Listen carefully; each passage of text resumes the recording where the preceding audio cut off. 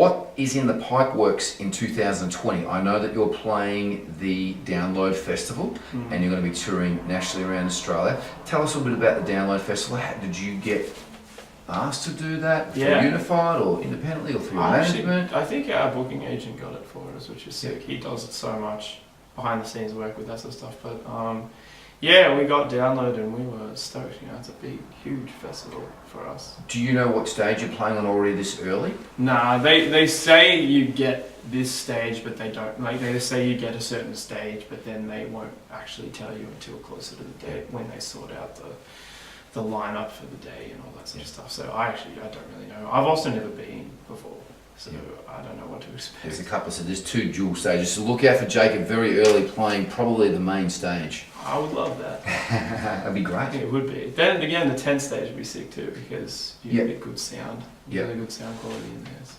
Yeah, fantastic. Touring, anything else planned? So far nothing really planned, but Europe and Download. We'll be touring around Australia, I'm guessing, of course, as usual. We'll be doing some headline stuff, but so far I think we're just thinking about writing.